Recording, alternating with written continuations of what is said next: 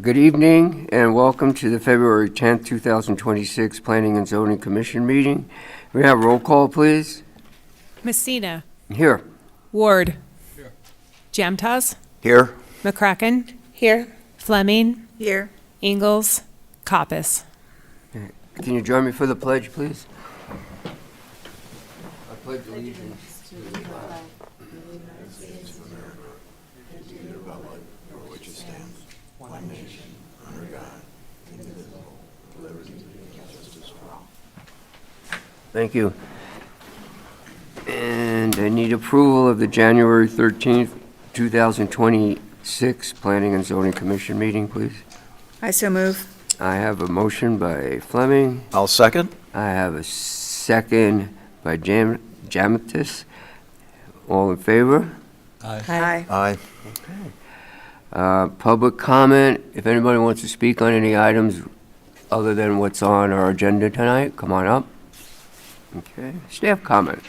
Hillary. All right. Good evening, commissioners. Good evening. Just a few updates for you. So we didn't receive any public hearing items, so we will not have a meeting in March. We are working on doing that joint educational workshop, so we'll get you more details as that progresses. And then also wanted to mention, and this is of interest particularly to any of the developers or the applicants that have been submitting for these public hearing items and other things. There is a scam happening statewide. It's been happening in other jurisdictions where scammers will scrub the websites and look for applicants' information and send them fake invoices for public hearing items and other things. So we have posted a scam alert, and we've also, on our newest packet, we've redacted that information just to try and hopefully help allay that. So that's happening. Another thing the city has been watching closely is this legislative session. There is a short-term rental bill that is moving rapidly through the House. We expect there will be a hearing this Thursday. That one is House Bill 583, and it would strip all local control and remove even the best practices, the registration and the good neighbor policy, which is very unfortunate. So the city has taken a position that we oppose that. Commissioner Fleming wrote in response. We've had some community members also, and if any of you are interested, I can get you more details. There is a competing bill that actually is supportive of local control and would allow for the registration process and having a responsible party named and whatnot. So that has not been introduced yet, but that's Senate Bill 1263, and we hope that will be introduced in the Senate soon. So there will be more to come, I'm sure. Thanks. Thank you. Okay. Commissioner comments? No. All good. All right, we're going to jump into our public hearing. The first item is applicant is Michael and Norma Razor. Location is 3620 North Fruitland Lane. A proposed zone change from MH8 to R17. Sean's going to give us his presentation. All right. Thank you, Chairman. You're Planning welcome. Commissioners. Good evening. So we've got a little bit of a new setup here, so if I struggle a bit as I'm moving through my slides, it's because I'm seeing something a little bit different than what's up there. So bear with me as I move through this. Okay, so owner applicant, Michael and Norma Racer. They are the owner and the applicant. However, at the last minute, I have found out that they are unable to attend tonight, but Fred Harris will stand in their place. He dropped off the application and is familiar with the property, so I wanted to point that out. Let's see. Get this. All right, so there is a zone change request, ZC 126. The subject property is shown here. The request is from MH8, which is mobile home at 8 units per gross acre, to R17, which is residential at 17 units per gross acre. And that is for a property that is just a little bit larger than half an acre. And so here it is zoomed in. You can see Fruitland Lane, Loft Lane to the north. It is an interior lot without an alley. And as you travel up Fruitland Lane dead ends into the Fred Meyer complex with the retail up to the north. So, some background information. The subject property is located on the east side of Fruitland Lane, west of US 95, south of Loft Lane, prior to West Basenko, where Fred Meyer Complex exists. Currently, the property is vacant, has a pull-behind trailer camper that appears to be sitting on the parcel, which is unoccupied. Prior to this, there was a single-family home with accessory structures on the lot, which is why there's an associated address with the property.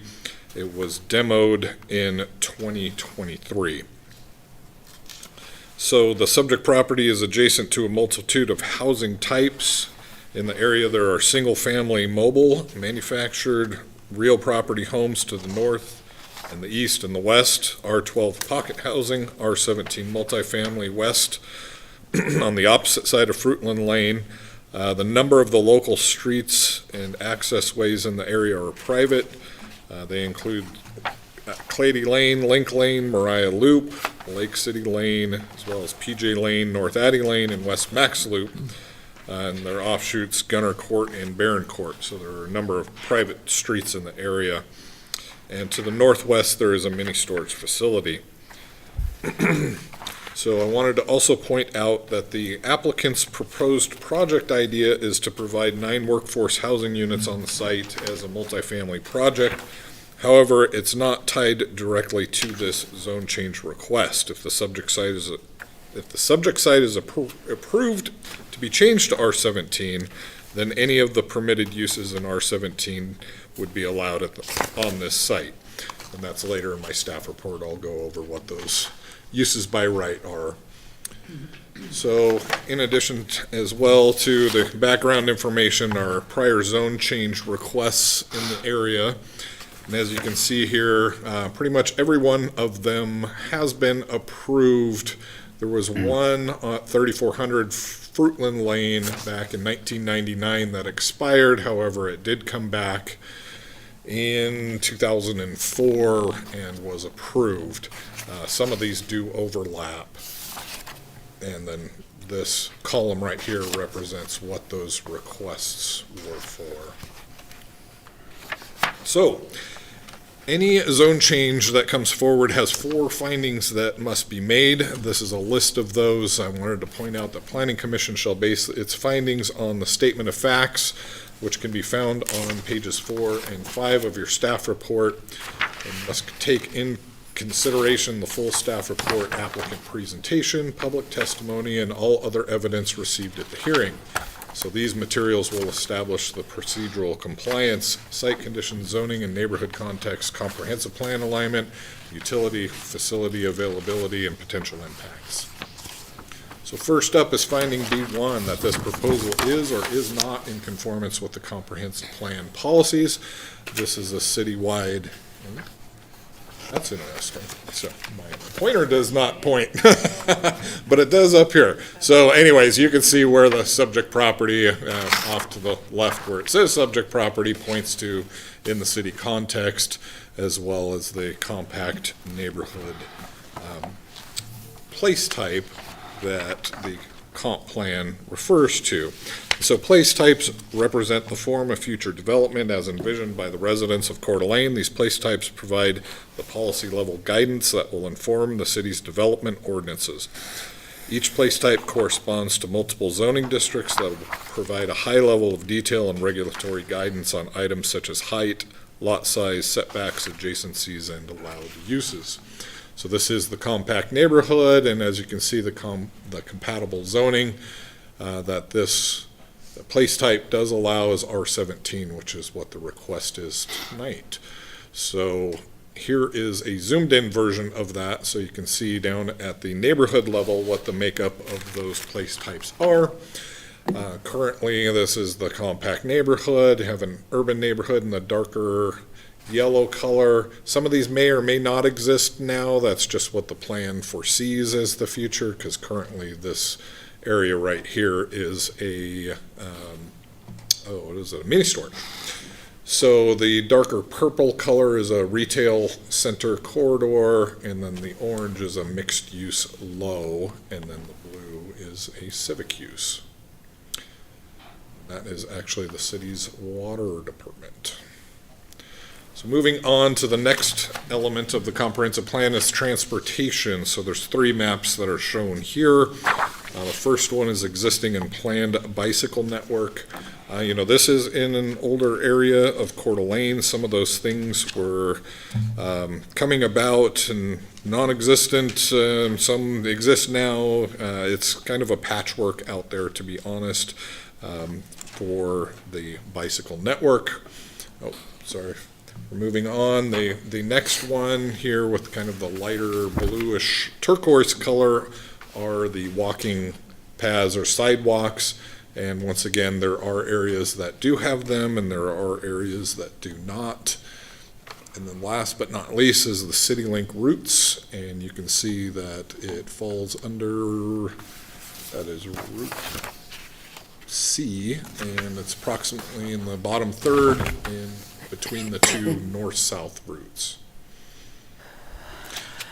Last but not least is the policy framework, and so these are the curated policies that staff has chosen. Attached to your staff report, you will find all of them. Feel free to pick and choose as you see fit, but these were the ones that staff thought applied to the property. And so I always like to point out that I'd like to thank the people that took time out tonight to show up and be well-informed, responsive, and involved in community discussions.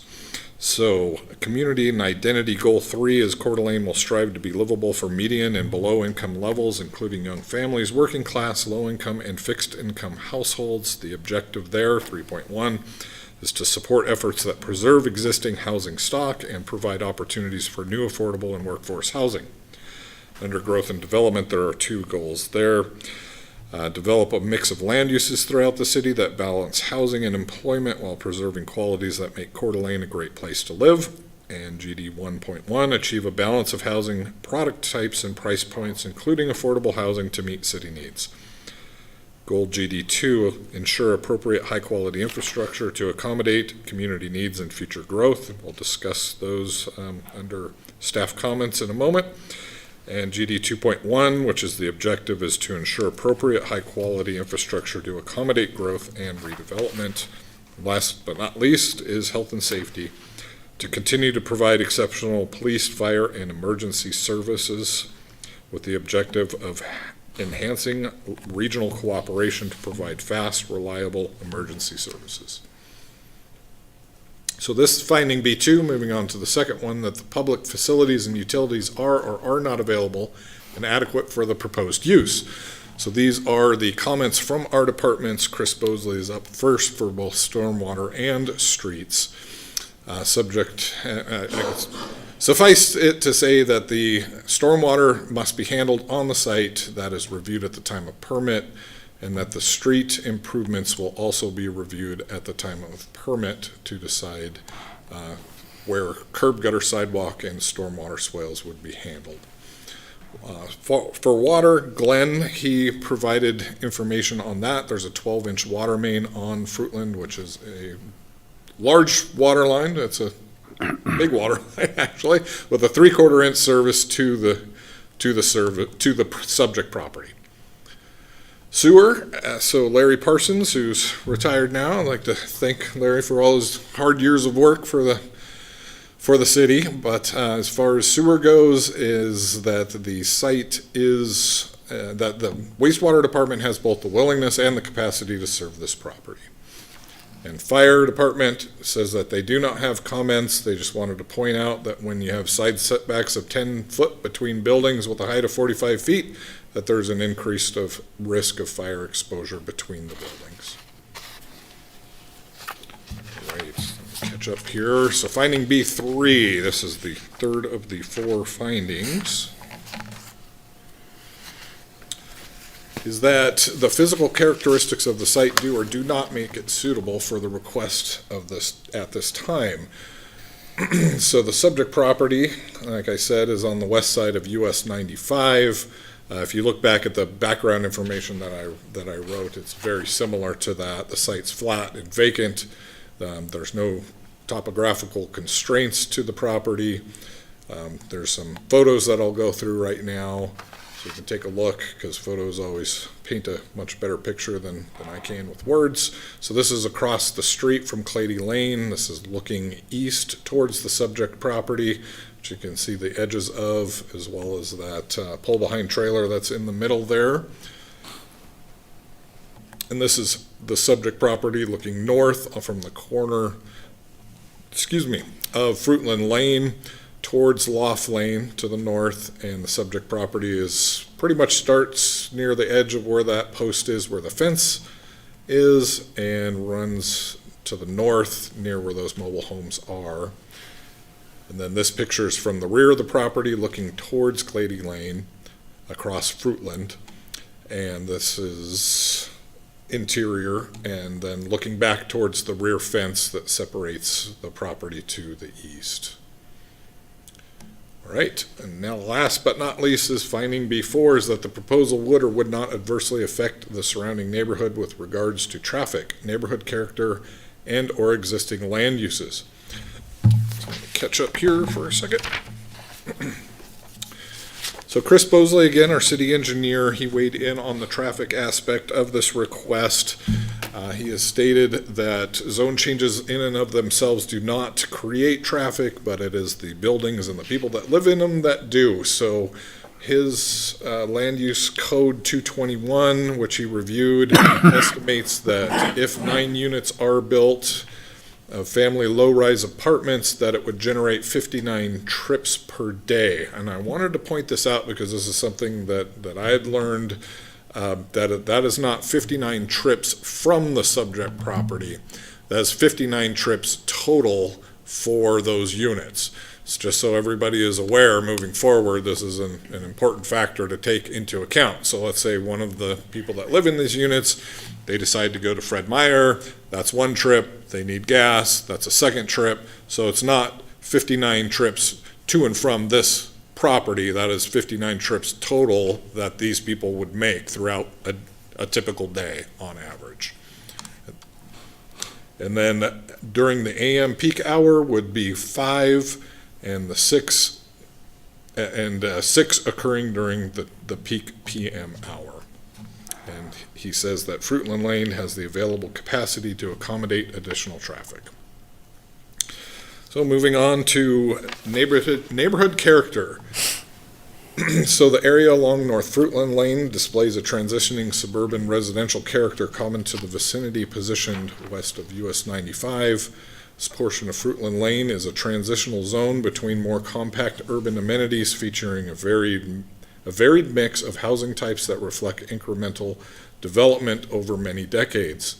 So overall, the neighborhood character is defined by its compatibility with a range of uses, both owned and leased, modest lot sizes, formal and informal street layouts, and a blend of housing forms that combine affordability and practicality over uniform architectural style. The area supports a sense of an established working-class neighborhood in proximity to commercial amenities. And as part of that is also the general land use pattern. This is our land use map, and I wish my pointer would work. It'd help a lot. We'll figure that out for next time. Okay, so the subject property is currently vacant. That's what that color represents. Mobile home park surrounding that, commercial in the red, single family in the yellow, multifamily in the kind of brownish orange color, civic in the blue. And that used to be agriculture, but now that's the city's, or that is more homes across there. And so commercial to the north as well. And then the zoning map, as you can see, much of the area is zoned MH8, which is mobile home at 8 units per gross acre. Across the street, where the zone changes had happened that I talked about earlier, is R12 and R17. And then flanked on either side of US 95, when you come across cross streets, you'll find C17, which is our commercial zoning, that it represents also an R17 residential standard as well as a mixed-use zone. All right. Looking for the 4th. Did I read that? Yes. Let's making sure I'm being thorough. New layout with our slides. Okay, so this is a description of MH8 and what the code says. 8 units per gross acre. These are the principal uses that are allowed in MH8 by right. And I will not read those all into the record. And then as well as R17, which is a medium high density residential district that allows a little bit more uses. Similarly, though, it does allow residential uses as well. The slide that I wanted to focus on a little bit, and this is in regards to a feedback that I received from Commissioner Ingalls, is, currently it's zoned MH8, and what does that mean as far as density goes, and what are they requesting? So in an MH8 zone, if you were to just provide either a single-family home or a mobile home and you wanted to get the most density out of it the current way that it exists, you could subdivide that. Each one of those lots would have to have a minimum of 50-foot frontage and 5,500 square feet. So in this case, it would be a maximum of 2 lots, even though it is a very large, deep piece of property. Because of the limitation of frontage, it would limit the number of lots that could be created.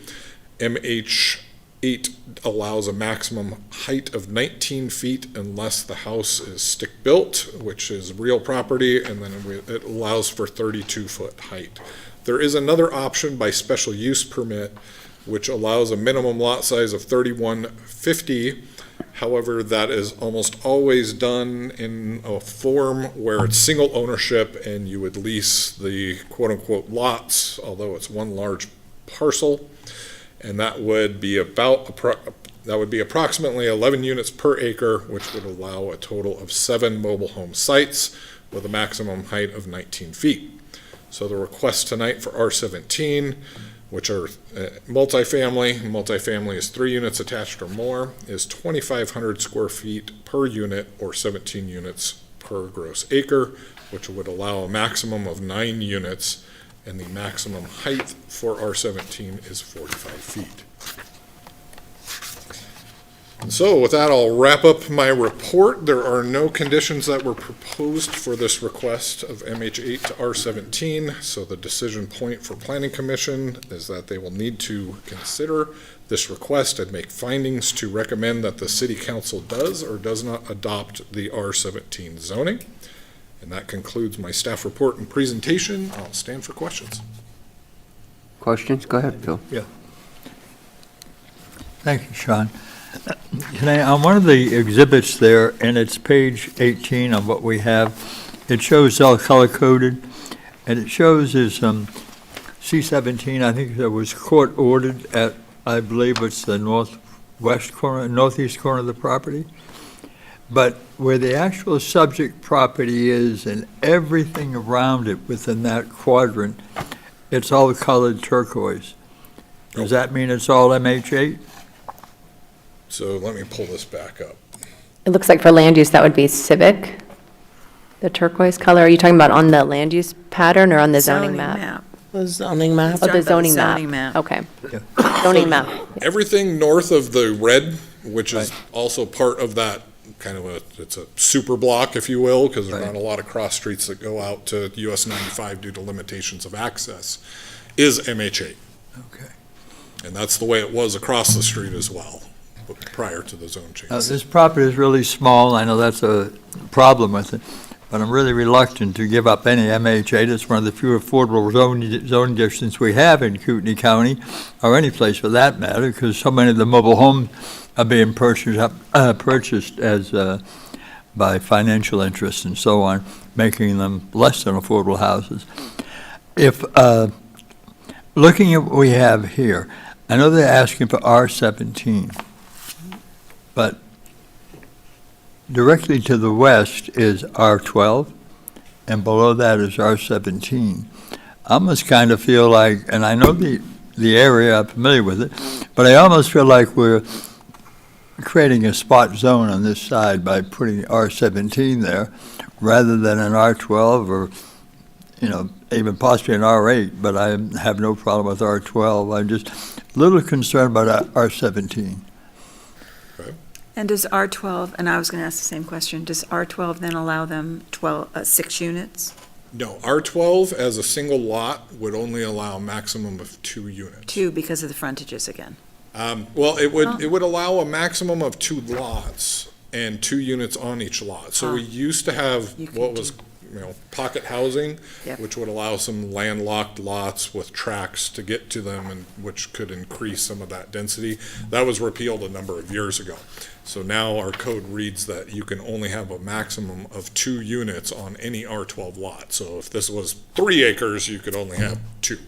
A duplex or 2 single families, or a single family and an ADU. And that R12 across the street, I drove by it because I go to Fred Meyer's and the car wash. That's 2 buildings, 4 units, so it's because of the length of that lot that they could pack that in? Yeah, then that was pocket housing from what I remember. It's been predated. a long time, but Okay. it does, the road through there, which is a private street, Clady Lane, does Yeah. meander from one side, so the units are on Yep. one side. Swapped on and one then it side. swaps over because that access road drops across to the other side. Okay. Chris is not here, and we know that coming down the pipeline is the reconfiguration of Appleway and Highway 95. Fruitland from what was going to be the donut place, but I can't remember the name of the state, it's now a coffee house, is going to be a turnoff so that you can get onto Appleway off of 95. You're not going to be able to go up, over, and down, so you're going to go into Fruitland.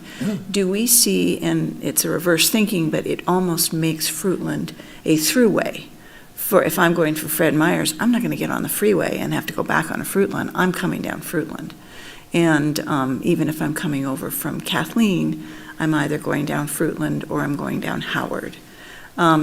Did you and Chris talk about any thoughts with that being the road that it is, that it's a single road, no left turns, no consideration? Because I'm worried about what's going to happen down at Fruitland when all that traffic, which wants to go, downwards, avoids that intersection. Right. Chris did not mention anything Didn't about come this, into place. this being this far north of Yeah, that new I just think there is going to be an knock-on. I can see it. traffic patterns will change. Oh, yeah. I can Yeah. tell you that. Those sidewalks are going to be valuable eventually, and curbs. Okay, just a consideration.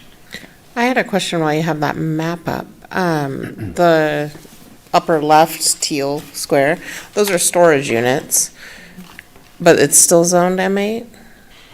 MH8? Yeah. That's what our zoning map represents. That they've been there a long. I know, they've been there a long time. So I was kind of curious, this particular one, I mean, since it can't really be subdivided, I guess it's going to be a rental product is what they're considering for affordable housing. That, I'm not sure, there was no mention if they would attempt to condominiumize the units. or if Otherwise, they wouldn't be able to single- really be individually owned, I wouldn't think. Unless they were condoed. Unless they're a condo, yeah, condo platted. Okay. Yeah, I was surprised, and then the use below on the triangle, or I mean the teal square below on the left, there are, I guess this might be a little north of it, there's some habitat housing in there too. It's down further. And is that also Oh, zoned down- MH8? That's further south further on, south. what is the cross? Well, it's where Kathleen's, Niter, or yeah. It's the Niter Niter ties cousin. in, yeah. The Niter word, Yes. neither. On the north-hand side. Yeah, I guess I was surprised to Kathy see that it was all still zoned MH8, because not all of it's in that use currently, so. This is a fairly zoomed in, so it doesn't tight. show Niter It's in tight. this view. Yeah, but I think there's only that block on the right is the ones that are currently mobile homes. The rest have been kind of Yes. rebuilt or, For the most part, there's a little bit here and there to the south, but further south. but further south, yeah. So it just seemed like the map might be a little, I guess if that's what the zoning is, it's what it is, but it seems not concurrent with the use. Yeah, it depends on when those existed, and city could have annexed it with a zoning that they wanted to see a use in the future and made nonconformity, hoping that they would get additional housing in the future. I don't know what the background of that one is in particular, but that's one reason why something might not match the zoning Okay. and be nonconforming. So if this was zoned R17 and they conformed with the current uses allowed in R17, unless it was, or, I mean, I don't know if it was contemplated, would there be a reason they would have to come back to us? Or they would just go about whatever they are planning on building? If city council decides to allow the zone change moving forward without conditions, they would not have to come back. Okay. Mr. Chair, spot zoning was brought up, and I would like to Address it. address that. There is an Idaho Supreme Court case that says permitting a use of a parcel inconsistent with the use permitted in the rest of the district is invalid if it is not in accordance with the comp plan. Since the comp plan does indicate that R17 is a permissible zone in this area, then it would not be in conflict with the comp plan. And Mr. Chairman, may I also clarify, the Habitat for Humanity projects are 17, flanked by MH8, and as you That's what go I further thought. south, there's Okay. a bunch of ones where it's MH8, R17, R17, MH8, so It there's is been kind of a consistent with that side of consistent the street. pattern of Yeah. transition along there. Okay, that's what I mean, to me, I was thinking it is similar to that product, that is just a little bit below on the map, so. And I just want to mention, I think the owners are indicating that they'd like to do workforce housing. I don't know that we can hold their feet to the fire on that. It'll be whatever they can build and whatever they can put out to the market. I don't know that we can insist that they do workforce housing. Am I correct? The only way you could do that would be recommending conditional zoning, and council would have to make that Yeah, determination. Yeah, it's the neighborhood, it's what drives it, so, okay, thank you. Any questions? Just as I looked at the history of the transition of this area over the last 20 years, it seems like it's going towards higher density, towards a 17 designation, either commercial or residential. So while I appreciate the thought of a little less density, and as I drove through there a few times in the last week, I just think that's where it's going, and I think it's an appropriate I think so. zone request. Okay, let's hear what the client has to say. All right, thanks, Chris. Thank you.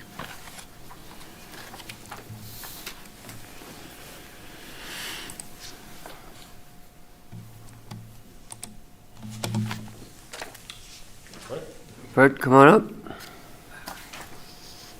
Fred, just state your name and the city you live in, and I'll swear you in. Fred Harris, Do Coeur you d'Alene, solemnly Idaho. swear and affirm that the testimony you're about to give is the whole truth, nothing but the truth, so help you God? Yes. Go right ahead, Fred. Thank you. Actually, just for questions, I thank Sean and thank you, but I have no more further input than what you've stated, and I understand why you're questioning somebody. Okay. Okay. All right, thanks, Fred. Thank you. Thank you for coming. That's it. All right. You're the only one on the sign-up sheet, All right, so thank you. Close testimony. I'm going to close public testimony on this and bring it to the council, to the commissioner for a recommendation and do some findings. Do you want a motion? Any And a comments? motion. Go ahead. Who wants to do it? She's ready to move. I'll do it. All right. This matter having come before the Planning and Zoning Commission on February 10th, 2026, considered ZC 1-26, a request for zone change from MH8 to R17 on a parcel measuring .522 acres. The applicant, Michael and Norma Reeser.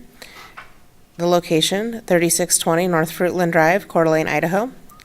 The Planning Commission finds that the following facts, A1 through A11, have been established on a more probable than not basis, as shown on the record before it in a testimony presented tonight at the public hearing. I do want to highlight the items that A7, the Planning and Zoning Commission identified the following comprehensive plan goals and objectives as being applicable to this matter. I'm just going to point out a couple. Objective CI 3.1 supports the efforts to preserve existing housing stock and provide opportunities for new affordable and workforce housing. And GD 1.1, achieve a balance of housing product types at price points, including affordable housing to meet city needs. And then I just also want to point out that the city departments have identified that there would need to be frontage improvements, including curb, gutter, and sidewalk, and stormwater swales to be handled at the time of construction, but there weren't any limitations to this parcel. Based on the foregoing findings of fact, the Planning Commission makes the following conclusions of law. This proposal is in conformance with the comprehensive plan policies. Public facilities and utilities are available and adequate for the proposed use.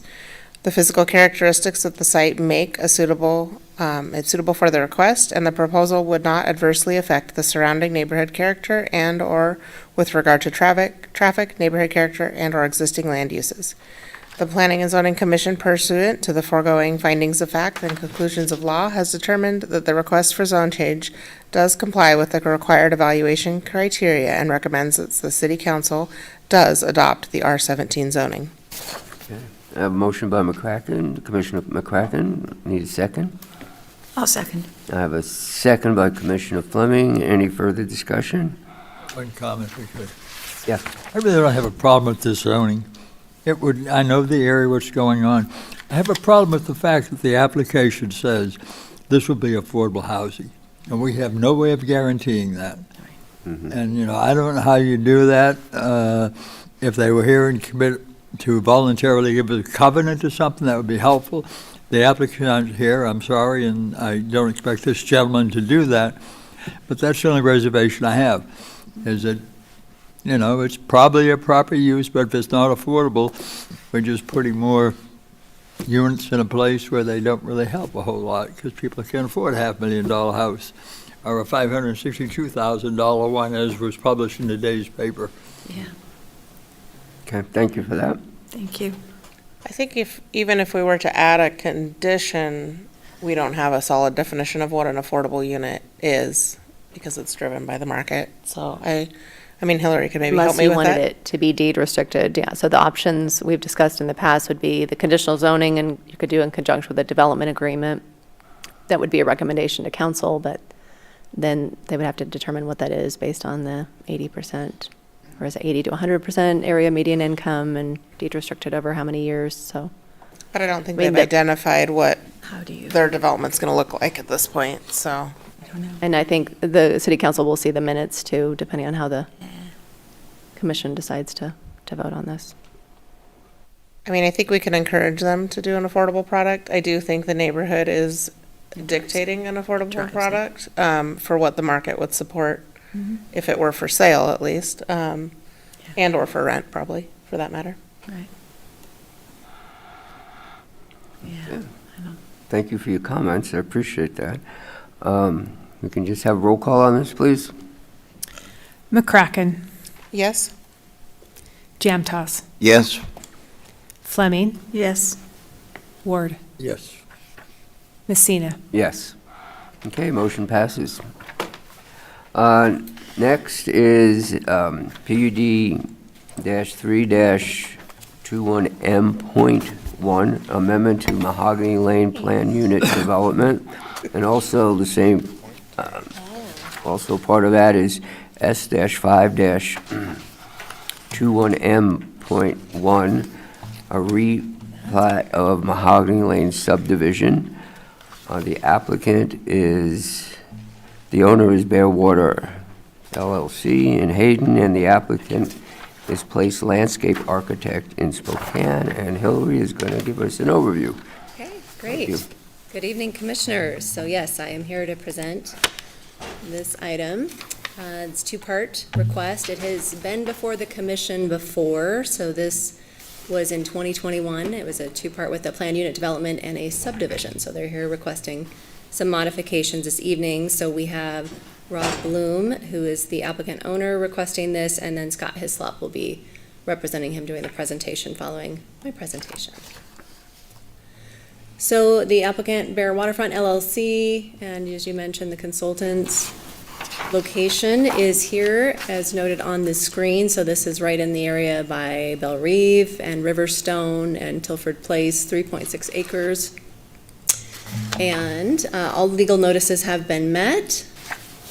There are two decision points before you this evening. So the first is the amendment of the planned unit development, which would modify the tracks, slightly reduce the open space, create two new residential lots, and change the design of the Dolores Depot. And I'll walk through all of that for you, as will the applicant's representative.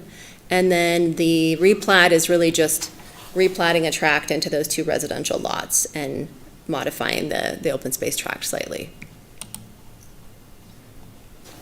So first here is the closer view of the property location. You can see that this is straddled by Bellerive Lane, which is the primary access to the majority of the project, and then Tilford Lane is where the Dolores Depot, which is the commercial space, would be accessed, and then BB Boulevard. So some background, so as I mentioned, this project came before you in 2021. It was approved with 32 conditions of approval. And then there have been a few interpretation requests and a subdivision extension that have come before this commission. So in April of 2022, there was a request to clarify the height and second-story step back of some of the accessory dwelling units. So that was an interpretation that was approved. It also clarified the heights of some of those accessory dwelling units just based on the topography and proximity, and that some of them were functioning more like primary dwelling units. So that was approved. In March of 2023, they requested a subdivision extension just to give them more time to do some of those improvements before the final plat. And then in November 2024, there was an interpretation request clarifying the 5-foot extensions of the second-story roofs and the decks that would be allowed in the front yard setback on lots 2, 3, and 4. So that was also approved. And then most recently, the request went to City Council to modify some of the timing of the conditions just to make sure they were in compliance. So that was approved, and those conditions are included in your packet this evening. So those conditions have been agreed to by the applicant. And the March 2023 extension for the subdivision happened within that extension period, right? They met that, it has been platted, so. It has been platted, Yeah, so okay. this is just a request to replat the Okay. final plat. So this is kind of an overview of what they are requesting. So for Dolores Depot, and I guess I should back up for you and for the public. So when a planned unit development project comes before you, you get a look at the design aspects of it as well, right? So you get a look at the building elevations and what they want it to look like. And so the Dolores Depot had a certain look that was approved, and they're asking to change the design this evening. And then there are some changes to the layout of that as well, including the open space, which has the patio and some of the parking and vehicular circulation. Then the applicant will speak to that a little bit more detailed than I will, but so that's the part of that's accessed off Tilford Lane, as I mentioned. Tract A is being changed from 15,827 square feet down to 13,487. And then they're kind of shifting the open space. They've moved a pedestrian seating area to make it actually function better. It's going to be along the trail. And then Tract C has the shifting of the open space. So that's how that's working. You'll see it on the exhibits, which might be a little easier to read. And then Tract D, which was a parking area that was really just kind of overflow common area parking for their residents and guests. That was on Bellerive Lane, and that was really just for this project. They decided in consultation with the Bellerive Homeowners Association that that was unnecessary because each of the homes is meeting their required parking. There's already the larger parking areas within Bellerive, off Bellerive Lane, and this project is providing that parking that was agreed to initially that will help with kind of the public overflow for users of the trail system. So that'll be up off along Tilford Lane. And then here are the approved deviations. So I won't go into detail, but just again, with the planned unit development, they can ask for deviations to the front setbacks, all the different side, rear setbacks, the heights, there's things that can be requested. So these were the changes that were made for the commercial structure, the principal structures on the lots 2 through 4, which are single-family homes, the lots 5 through 11. Some of these are a little unusual too because Bellerive Lane, as it goes into this project, so part of the project's outside of their gate, so there's now 2 gates on Bellerive Lane. Mm-hmm. So the second gate, there's some homes outside of that, then there's a gate, and then beyond that is really, it's more of a private drive, and so the lots straddle what would normally be a road, and so the setbacks were measured a little differently. And then also clarifying the heights, because it's shoreline. The ADUs, there was some clarification on that for the accessory dwelling units for the riverfront lots, and then the other ADUs on the opposite side of the street. It allowed for the private gate, so they requested that up front, so that was approved. And then the lot widths were also clarified. So there are 7 findings for the plan unit development, so I'll walk through each of these. So these are the first 4, and these are the last 3. And so the Planning Commission shall base its findings on the facts, the staff report, applicant presentation, any of the public testimony you hear this evening, and any other evidence received. So the first finding is finding B1, that this proposal is or is not in conformance with the comprehensive plan policies, similar to the presentation you saw from Sean. This is the map that's in our comprehensive plan, and this area is planned development. This project was actually initially approved under the old comprehensive plan, but it fits well under this one as well because we do have this place type that's planned developments. It's specifically for any of these projects approved as a planned unit development. So here is the project zoomed in a little bit closer. As mentioned, this is place type is planned development. It's surrounded by planned development. Here are the key characteristics. They are places and locations that have completed the planned unit development application process and have agreed to a determined set of complementary land uses and may have determined phasing and development plan. And then some of these other features they would customize, so the building design, scale, transportation, etc. These are the 3 transportation maps from the comprehensive plan, so looking at the bicycle network, the walking network, and the transit. So this site actually is located by all of those features, especially being right along the Centennial Trail that provides the biking network. There's also the facilities along Beebe and Bellerive and Tilford. And the transit network, there's the transit system that runs right through Riverstone. Comprehensive plan goals and objectives. So this is the procured list from staff. So there are a number of goals from our current comprehensive plan that apply. And so the first one is under community and identity, so maintaining a high quality of life for residents and businesses, make it a great place to live, and the associated objective with that. The environment and recreation goal applies, talking about the natural environment and shoreline development, as well as the goal related to diverse recreation options. We have some growth and development ones, talking about a mix of land uses that balance housing and employment. And then there are a number of objectives underneath that. We have the goal related to the high-quality infrastructure with those supporting objectives. Multimodal transportation system is goal GD3. And then we have goal GD4, protect the visual and historic qualities of Coeur d'Alene, and then the jobs and economy, the last ones. So finding B2, that the design and planning of the site is or is not compatible with the location, setting, and existing uses on adjacent properties. So this slide shows you the land use map side by side with the zoning map. So the property itself is a mix of single family and vacant. The vacant is where they will be doing the Dolores Depot, the commercial space, and some of the lots where they're planning to change the tract into lots is also vacant. On the right is the zoning map, so it's zoned R17 PUD. So that's the 17 units per acre with the planned unit development. And then this is their amended exhibit. And so this is the tract that would be changing from parking into the 2 new lots. And then this is the Dolores Depot with the slight change in the configuration. This trail is the Centennial Trail. They've already done the realignment, which was required with the project. And they will be doing these improvements that were outside of the project, but they committed to that as part of the project conditions. So these are kind of the midway, all the nice enhancements along the Centennial Trail. So a closer view of that approved tract D that was parking just for the project as mentioned. And then here would be the 2 residential lots they're proposing. That would be with the replat, that would be Mahogany Lane First Edition, and then that would be lots 1 and 2, block 2. A closer up view of what was approved for the Dolores Depot, and then now the new configuration for 2026. And the illustration showing what the original design was and what they are proposing at this point for the design.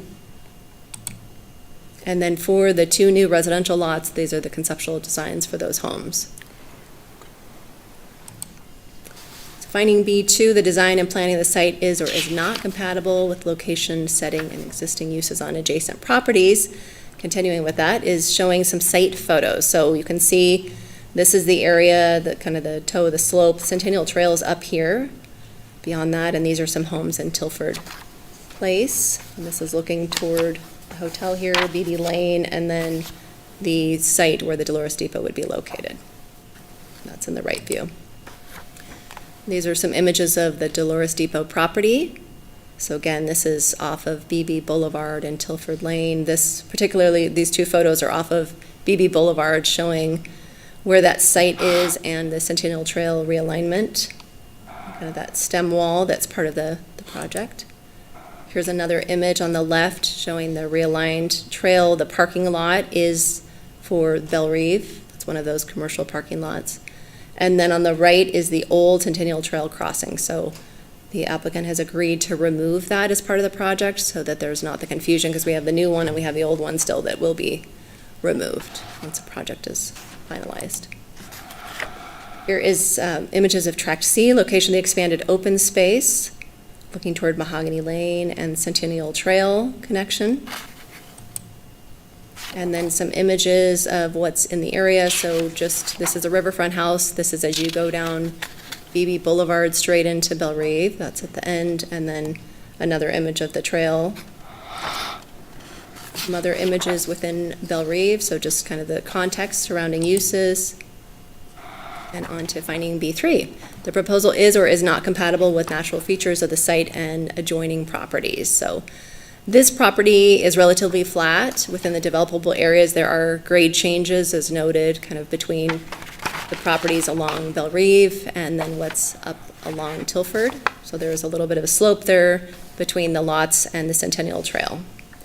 The request this evening does not change any of that. So those are the conditions that were approved before. Finding B4, that the location, design, and size of the proposal are such that the development will or will not be adequately served by existing public facilities and services. So comment here from our city engineer on traffic.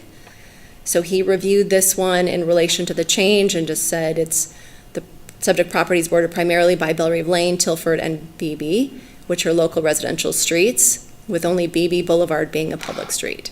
Traffic from the proposed residential development is estimated to generate a minimal change in peak hour trips compared to what has been previously approved. 2 additional residential lots are estimated to generate approximately 19 trips per day. And we also have some updated comments from water and fire. So for water, there was comment that any additional main extensions and or fire hydrants and services will be the responsibility of the developer at their expense, and any additional services will have cap fees due at the time of building permit. And from fire, they provided comments saying that the fire department access must be present to within 150 feet of the furthest point of any commercial building. Fire hydrant needs and placement will be consistent with currently adopted International Fire Code at the time of permitting, and they wanted to make sure that the Centennial Trail, as that's reconstructed, and that part has already been done, so I think it meets all this, just needs to be able to be that secondary access and be capable of holding the weight of the fire vehicles. Finding B5, open space. So this proposal does not provide adequate private common open space as determined by the commission, no less than 10% of gross land area free of buildings, streets, driveways, or parking areas. Common open space shall be accessible to all users of the development and usable for open space and recreational purposes. Of note that the code does not require open space be usable by the public, but this is available for the public. So this is a slide just showing what the original was. So the project was originally approved with 13.92%. They're asking for a slight decrease. It would still be over that required minimum. And this is kind of the breakdown, the table showing how that would be in terms of the gross development area, open space with the areas that are along the trail and kind of the enhanced areas, and then the Dolores Depot are the areas at the bottom, talking about the plaza and entertainment areas. This is the illustration that's the bigger scale showing the open space areas in the green, and then on the right along BB would be that open space areas as part of the depot.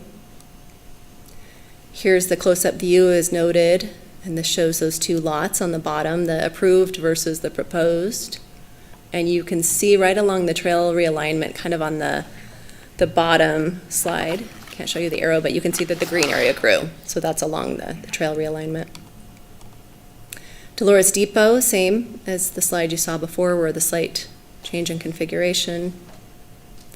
And on to findings B6 and B7, there are no changes from your previous approval, so just noted that here. I won't go through each of those. There are concurrent findings required because this is also a replat to allow for the additional lots and the change to the tract. So I'll walk you through those. So this is an illustration showing that replat. As noted, the 2 lots would be created out of the existing tract. They would meet all the PUD approved deviations, so the 4,500 square foot lots with the 90-foot frontage, that would be met for each of those lots. So that's consistent. And this would be, as I mentioned, it would be Mahogany Lane First Edition, a replat of tracts A and D, converting D to 2 residential lots and reducing tract A. So there are 4 required findings for subdivision, and I'll walk through each of those for you. So first is finding B1, that all of the general plat requirements have or have not been attested to by the city engineer.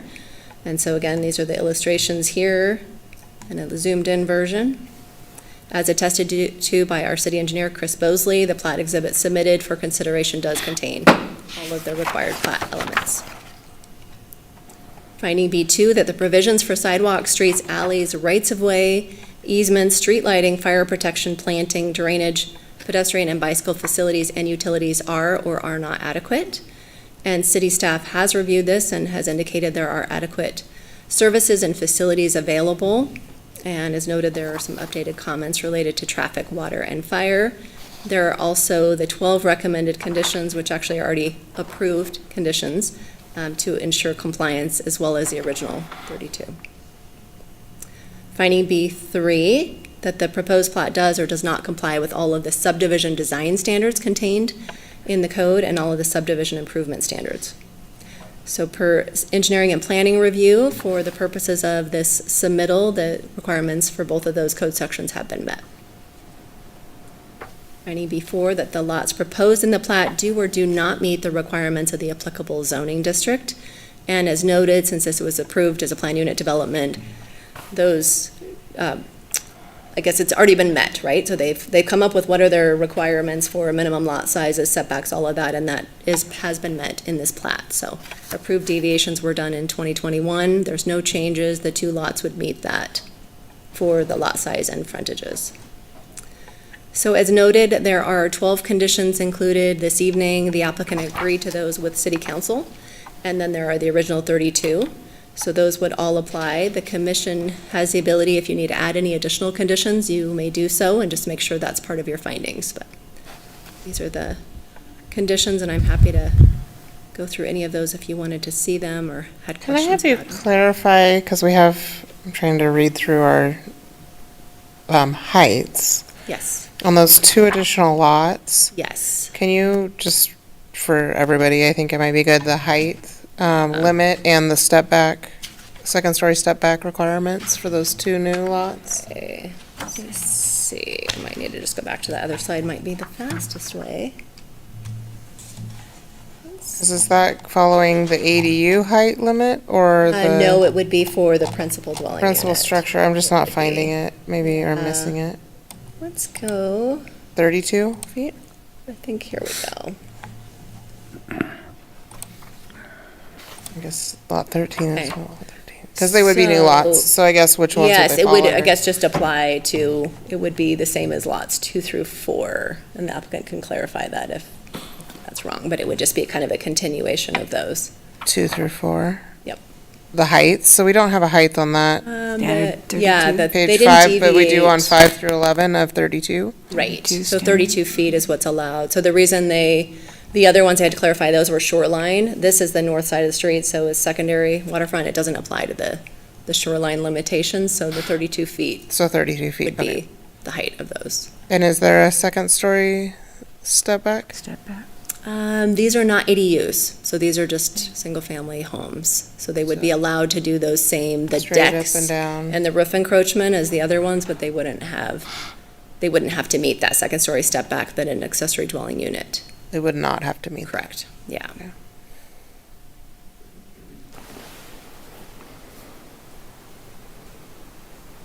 Does that help clarify that? Yeah. Let me go back. We were just about there with the, okay, so these are the last of those 12 conditions. As mentioned, the original 32 conditions still apply unless they've been superseded or if they've already completed them. And the 2 decision points before you this evening are the request to approve the amendment to the planned unit development and the replat of the Mahogany Lane subdivision. With that, I would stand for any questions. I have one question. On Tilford Lane, we have the now public parking that's pulling off. Yes. Is that then dedicated to the city and maintained by the city going forward? There's an easement with that. It's a little tricky. Tilford Lane is private, so the city does not own that, and that's part of the Riverstone Master Association and some other things. They take So, it. Same thing with Dolores but Depot. there will be a requirement for that to be accessible to the public, because it'll be within, it'll kind of be outside of some of that area, and then on the Dolores Depot as well. Same that'll be- thing. Okay. right. So requirement so for that to the- be available for the public, Okay, so it's Riverstone, it falls onto their maintenance. for and their Tilford Lane itself, Striping, Right. et cetera, all that stuff. right? Okay.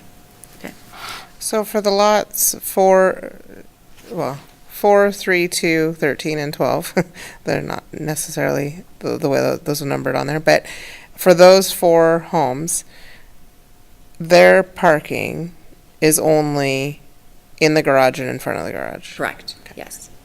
There's no street parking or anything near them. I don't believe there is. Belle Reve Lane does allow for the on-street parking for those owners within there, not for the greater public, but Yeah, I think I believe there's- yeah. remember there being a parade home there last year, and I don't Right. think there was any street it's a parking little limiting. up to there yet. Do we know where the gate is that they built that we Yeah, approved? just gonna ask the same thing. Where is For that this project or for Belle Reve? for this project? This project, yes. Is it right at the end of lot It's 12? right, okay, where is he on the image here? Actually, let's go to this next one. You can see, right kind of where this, I guess it kind of looks like a pan or whatever, so it's at the end before it kind of flares out. So the homes. Between lot Is it 5 and after the lot 4. public The parking left lot? are gated and the ones, everything outside of, kind of on the north side of Belle Reve Lane. Those ones are outside of the It's right gated area. between lot 4 So and they'll lot be 5. within the Belle Reve gated area, but they'll be outside of Mahogany Lane's Mahogany gate. Lane one. Correct. Okay. Phil, go ahead. Yeah, Hillary, if you could, please. A lot of moving parts here, but not much is really changing, in my opinion, despite the fact there were 20 zoning hearings listed over the years. If I could ask a couple of questions. On page 19, where lots 12 and 13 are being created, it says tract D is to be removed. What was the intended purpose of tract D? Track D was that common area parking just for Mahogany Lane. Okay. So And that- basically now it's just becoming two It is, and it is- 13,500 square foot lots, is that? Correct, single-family Okay. lot. So that, I guess it is confusing because on the replat, those numbers are different because now it'll be block 2, lots 1 and 2. But yes, for purposes of kind of the PUD And- submittal, they showed those as 12 and And the 13. Dolores Depot, that's really just a modification of the building design? Correct. And a Because little the bit of parking, a everything is shift. all there and was the original approval, It correct? is, they're actually, I believe, enlarging some of the parking, and they're just kind of shifting a little bit of kind of what was the open space, and then moving the plaza a little bit, so I'll let them.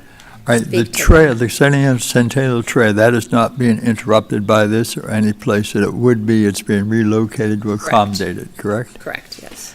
When you get towards Lot 12 and 13, now it may not even be affected, but is there anything here that obstructs access to the Bay Walk or the River Walk? This would not, and in fact, actually, that would have been a good, let me see if one of these illustrations shows that.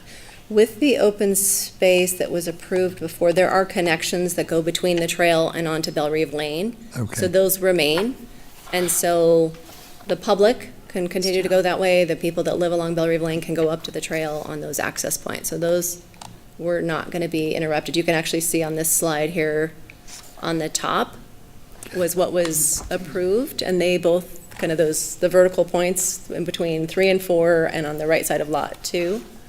And then on the bottom, those still remain, so they'll still be those connection points, so no interruption to the Belle Thank you. Rive. Is there anything that shows, I know the trail sits higher, right there. Is there anything that shows the height of the homes relative to the trail? Like how, if those would block like Cross-section? views or, I guess I'm a little disappointed to cram in 2 more houses and lose, there really isn't a lot of There's no open view. space to be had. I know it was parking, but that also feels needed as well.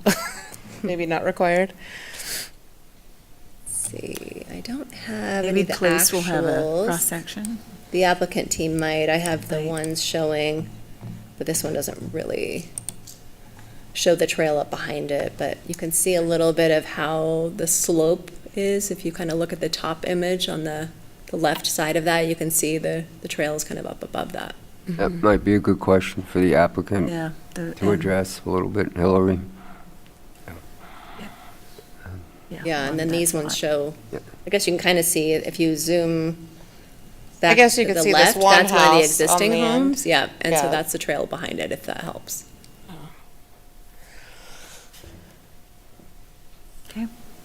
I got a quick question for Hillary. Okay, sure. With all this before, and I remember when it came before us, we had the parking on Tilford Lane and stuff. Summarize my question. With the change in parking, was there a requirement for how many spaces should be on the prior approval? And is there anything that requires how many spaces there should be now?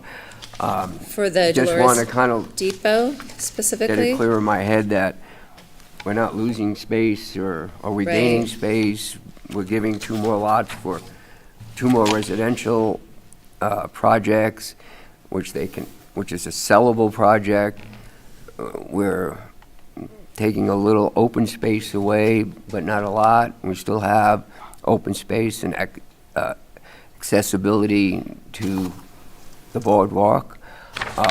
So I'm just trying to get clear on, with the shift of all this stuff and the parking shifting, if you can Right. answer.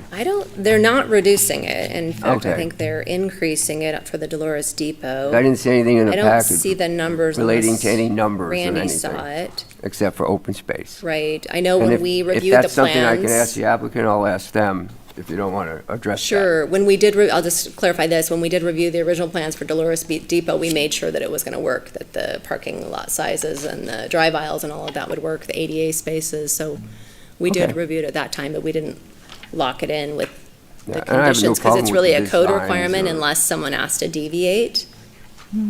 Okay, all right, that was the only question I had. And unless there's more questions for Hillary. Oh, let's leave it to In the Place. Dolores Depot, are there any different, the buildings are significantly different in style, but it looks like there was a couple different businesses in the original design, and this one, it's hard to tell. It feels like it's a maybe less expensive building to build.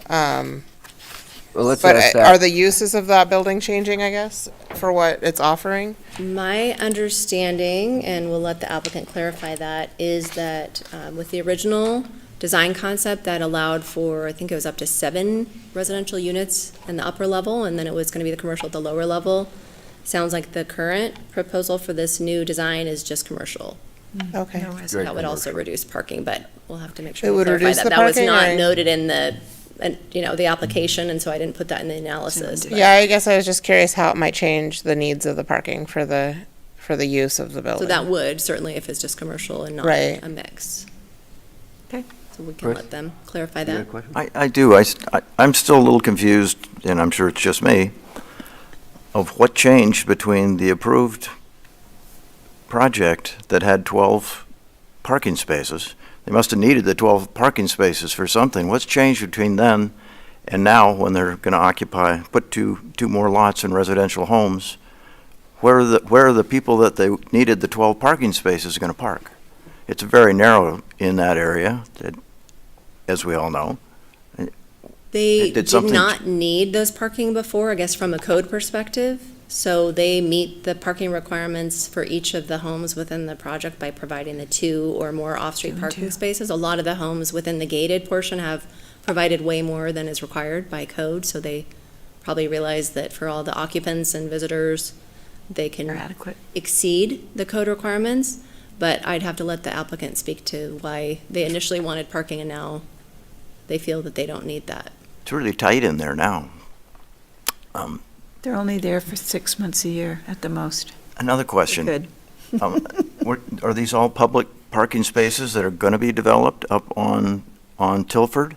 On Tilford, those would be for public, and then there would be some additional within the Dolores Depot, and then some of the Dolores Depot is just for their project, but I don't know if how they'll restrict that. I can And ask. I think someone asked the question, how's the public going to get over that berm to get through this project to get down to the river? To go down. There are 2 stairways that are Yeah, part I of see the- I see 2 Stairs, yeah. walkways between lot 4 and 3, There's stairs. and between lot, Correct. And then the 12 trail and as the- well. and the open So the space. Centennial Trail kind of comes down at a slope, so Hit people the could trail. also but use isn't that. it, there's just a big berm between There where the is. parking space? Right. So you're going to have to just trek over that berm? You wouldn't, so those are more for kind of pedestrians that want to access the Centennial Trail or go down to the Bellary Boardwalk. Right. If you're parking up along Tilford, you'd probably just be getting onto, I would imagine, most likely the Centennial Trail from that point. It wouldn't, unless you're going down to the boardwalk. Or if you're going to the commercial area, you'd either park in the depot's parking lot or along Tilford. And maybe the applicant can address a little bit of that for you, Chris, how, I know you weren't here when this originally happened, and I know this is It's tight. confusing now, just to look at it compared to what it was before. Before it was not similar, but it was more of a, this is what we could try to do at that point, and now they're adding or changing, and that's why I asked my question about, Right, I understand. putting 2 more residential lots in and changing parking and a little open space and the commercial building or Dolores Depot, so it changed somewhat. And Well, I think Chris's point is important too, that are we reducing the access to the public boardwalk by Right. making it harder to get to? And or if the commercial spaces are designated with signage only for commercial, or, are people not gonna feel welcome to walk down to that boardwalk? It's going to be, yeah, and that's a question that we can certainly ask the applicant regarding Dolores Depot and their parking, because that would be related to commercial parking based on the uses that they want to put in there. And then up by Tilford Lane, or where the other parking is, my understanding that's going to be public parking, and how you get from that to the walkway to the boardwalk and all that. There's got to be some access, and I would think. it's not quite If defined. I and may clarify, the parking along Tilford Lane and the access points down, that's not changing at all. And the parking that was on Bellerive that's now proposed to be 2 lots was never open for the public. It was not, okay. So I just want to clarify that. So nothing has changed That's from not the changing. public It's just interface going away. with the boardwalk or the trail. There is a slight change to the Dolores Depot parking where they're taking some of the parking stalls off Tilford and into the project, would actually make it more functional probably for the patrons of that business, but there's still a lot of the parking is going to be along Tilford Lane. That'll be for the public. Okay. And we did work that through with Parks and Recreation Department and Centennial Trail Foundation and others to make sure that that parking could work. We listened to the residents and made sure we could pull it off so that you could access it from either direction. Initially, it was at a diagonal, if you remember those discussions as part of the hearing. So it's really been kind of designed with that intent, and the Parks Department, I think, will be helping make sure it's clear of snow and all of that. Hillary, go one more. The Roundhouse Plaza, was that original, or is that something new now? That was something that was approved in 2021, but again, it was outside of the project. So this Right. is something that Rob Bloom agreed to do as part of the Centennial Trail Foundation's kind of their big vision for this kind of cool Parking. midway station that reflected kind of the railroad history and adding landscaping and things like that. So it's tied to with the conditions, but it was not part of the project. It's not included in the open space, but it was a nice gesture to get us where we need to be with enhancing that section of the trail. No, because that looks like it allows more accessibility to a lot of the area than I remember from the last time. It does, and there was a crosswalk designed to help get the Tilford Lane residents over to the trail, because the Tilford Lane currently is lacking some pedestrian Yeah. facilities, so. They have to go all the way out to. Yeah, so this was designed to help make that a safer Okay. crossing. So that was all with kind of the original project and negotiations. Okay, great. Okay. All right. Let's see Thanks, what Hillary. Place has to say. Welcome. We'll get some information.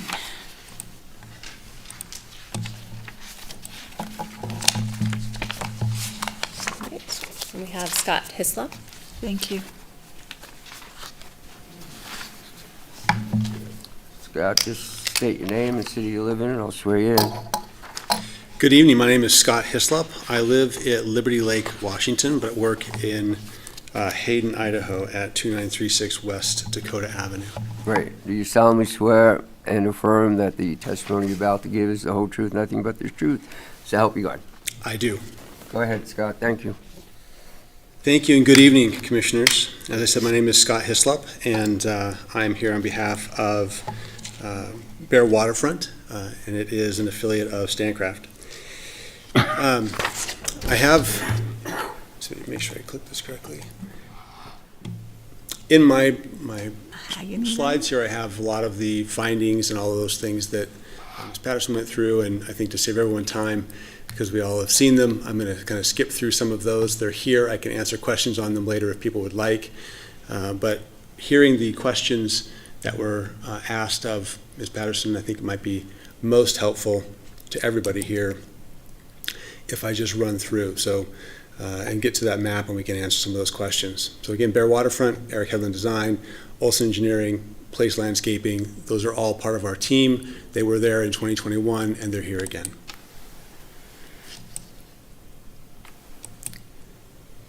This is probably the slide that I think everyone can look at, and I can answer questions from the commissioners, and we'll skip through all of the, hey, findings there, here, findings there. At the end, I'm going to ask you to approve all of them, so I'll get that out of the way right away. But this drawing, or this slide is probably the most important. So some of the questions I heard, I'll just kind of go through them. If I miss any, please just ask me and I'll answer them. Parking at the depot, are we adding parking or not adding parking? I don't know if we have a pointer. Unfortunately, It's dead. presentation mode, I don't think it lets us zoom or Okay. show. Yeah, it's So I'm just going to describe through words what I'm talking about. The depot on the far right-hand side. Oh, I'm sorry, I'm just there going we to go. test this and see if maybe. No. Old school. Okay. I guess you could maybe do, can you, yeah, maybe you can do that. There's like a zoom function. I'll I just, don't know. yeah, I'll zoom it out. Okay. How do you zoom it out? Just touch this little. Okay, so on the far right-hand side, one can see where it says Dolores Depot. And previously, we had a different building designed, it had a different footprint. Things are expensive. We changed the design to make it more affordable so that we can actually pay to have somebody go in and a commercial business go in down there. In doing that, we also changed the parking. And so one can look above the box that has Dolores Depot. All of that is new parking that was not on the previous PUD. There was some parking that came off of Tilford Lane, cut into and carved into, that came onto city property there. And we decided that it made more sense for Tilford, as you got next to the intersection, to take parking away from the intersection. Right? Let's have them come into the parking lot, not have people backing out or pulling into the parking spaces off of Tilford. Instead, we'll build it, and that'll be additional public parking. So the parking modifications we did for the Dolores Depot are adding net parking spaces for the public, not taking away. Okay. Track D, so continuing with the parking concept. Track D is down over now where we have the hash marks. We have the hash marks at an angle.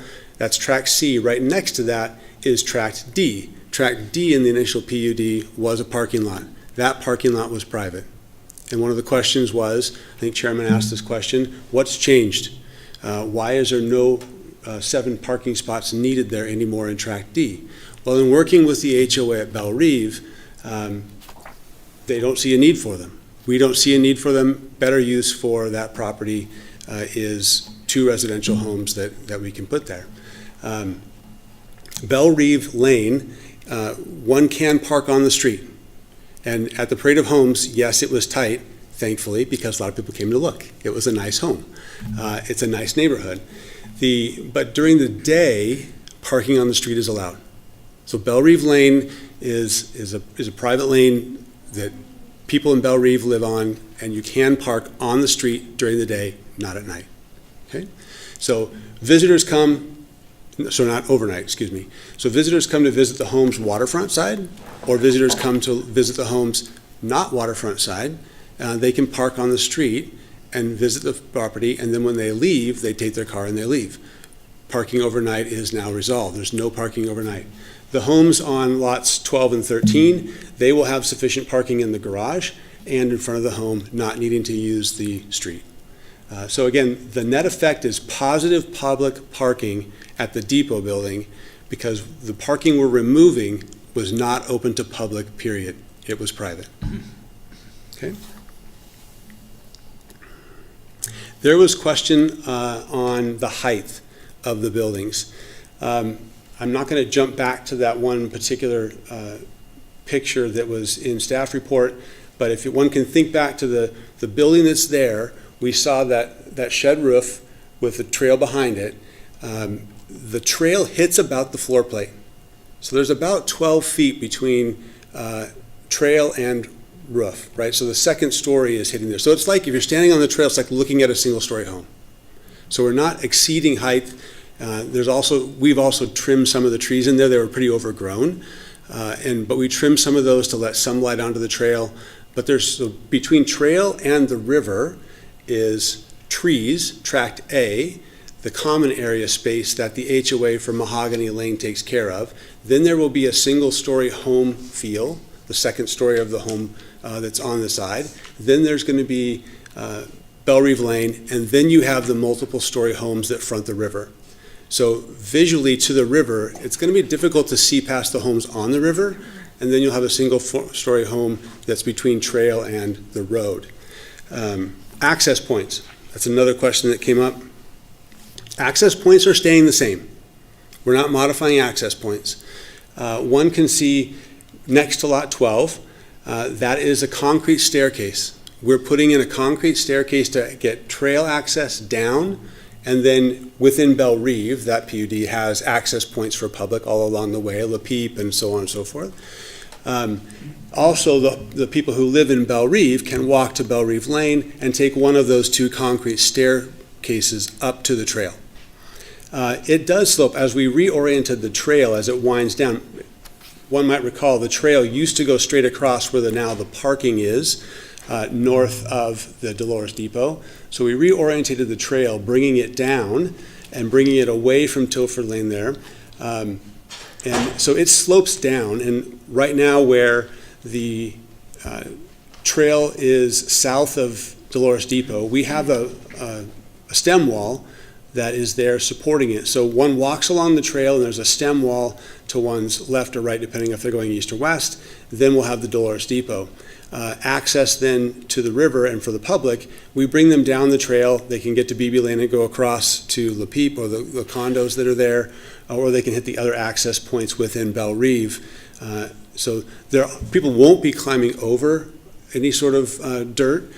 Instead, we have those 2 access points, and then otherwise it's going to go into the natural area. Most people are going to follow the trail and come off and go through either BB Lane or one of the staircases. Addressing the depot modification, looking at this site.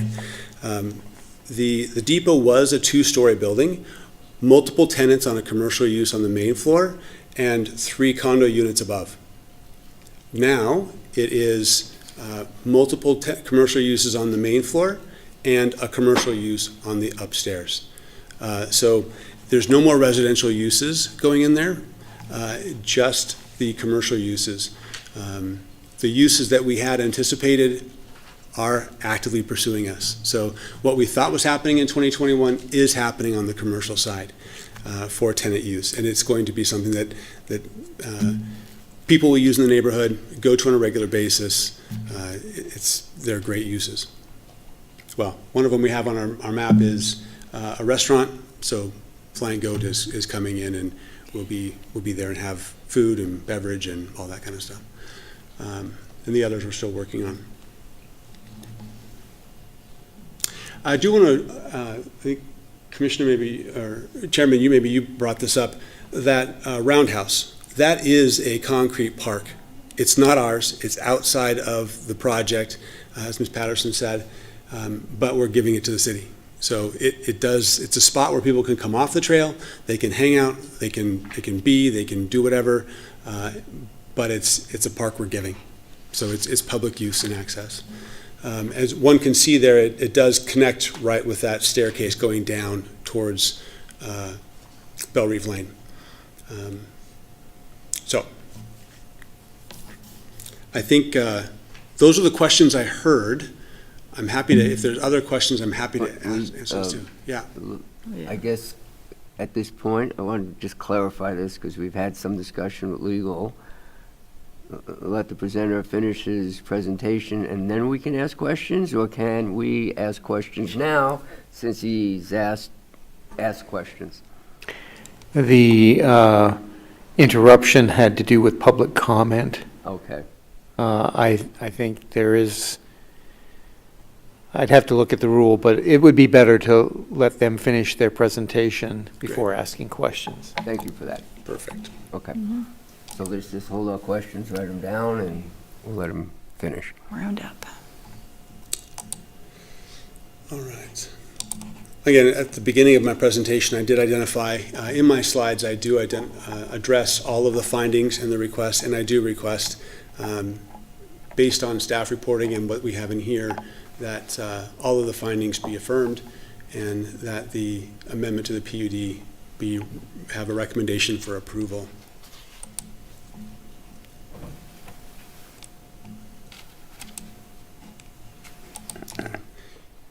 I believe this was also in staff, but those are the two differences. The approved of Dolores, one can see there's multi-stories with residential units above.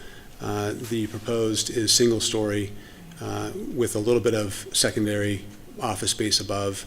The feel, again, is going back to the heritage and the history of the train, and we believe that the proposed 2026 Dolores Depot also has a very nice train feel that ties back to the history of our area.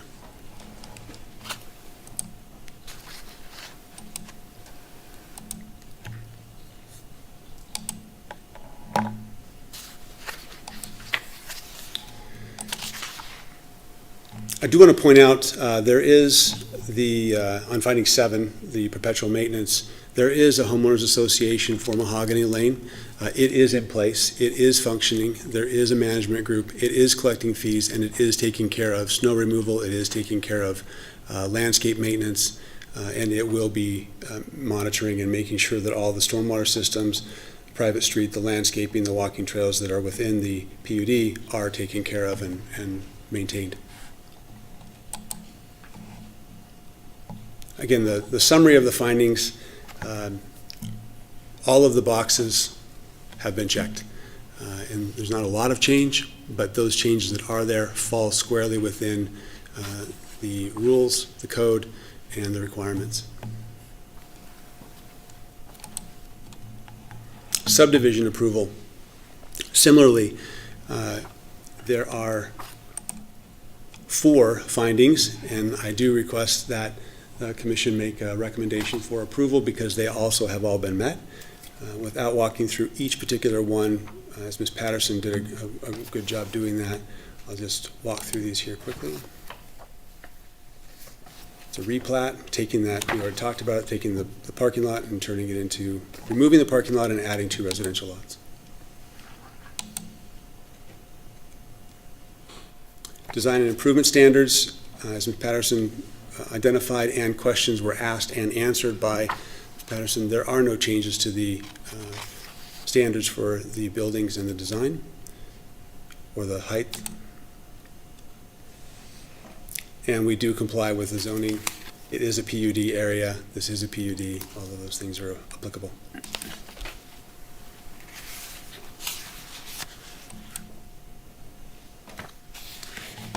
There have been a couple public comments that were made in writing. I'd like to address some of those just to make sure that we're letting people know we hear and we're responding.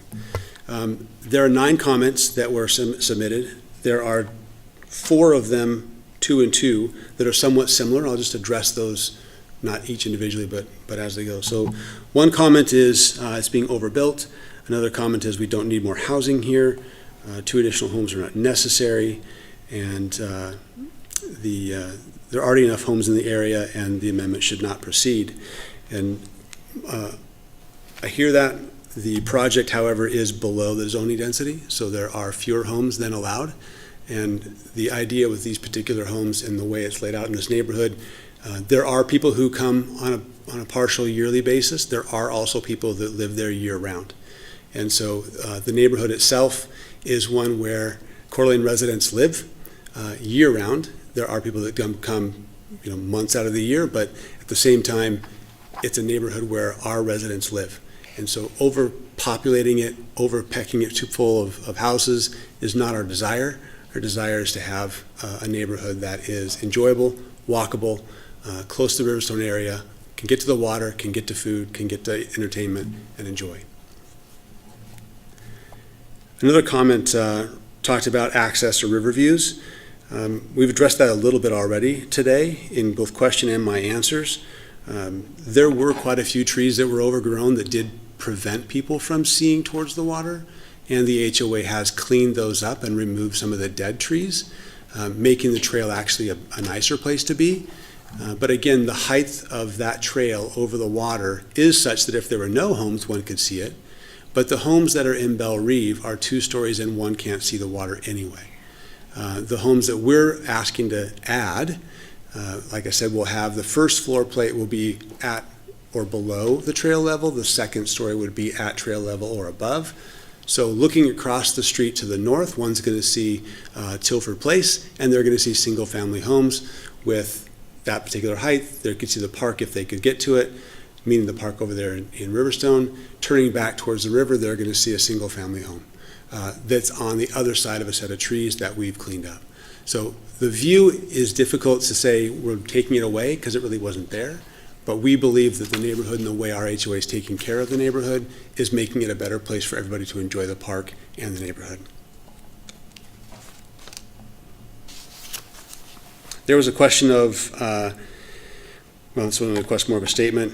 Why is the amendment being considered? The PUD was already approved. Well, we're following the rules and we want to make sure that we get approval for the modifications. There are 2 questions that are similar here. One is there was some confusion on the notice. It was hard for them to read. There was no map included. We're not required to give those out in our notices. We gave all the public notices that were required. We followed the rules. Staff said that. Happy to have anybody come here and we'll show the maps and give. We hear the question, but the actual way to get view of what's going on is to come here and look or even call us. There was a question regarding traffic, construction and safety on Tilford Lane. So traffic during construction and then safety on Tilford Lane. There is or was a condition of approval. One of the 12 that we've agreed to most recently in November of 2025 with City Council, and that's to make a blinking pedestrian light at the crossing. So that's happening. Those are ordered. They're on their way. Take the confusing stripes off of the road. That will happen as well. The ramps that were from the old Centennial Trail and how it crossed diagonally and matched up, we're taking that ramp out and putting the curb and sidewalk back in where it's supposed to be. Construction is construction. And so there will be trucks, there will be workers, but we'll be as respectful as we can, obviously, and responsive in making sure that there is access. Part of what was also required of us initially in the PUD was to reroute the trail. That's not an insignificant task to take the Centennial Trail, remove the old trail, and put a new trail in, and we did that. So we are responsive, we are following the rules, and we are following up on the PUD and doing what we're supposed to do there. That in itself, I think, causes a little more safety or creates a little more safety for the pedestrians so that the trail is not next to Tilford. Instead, the trail comes down and is separated from Tilford and has a little bit more room where people can see cars coming. Emergency access. Construction or added homes could limit emergency access. Again, go back to that particular map.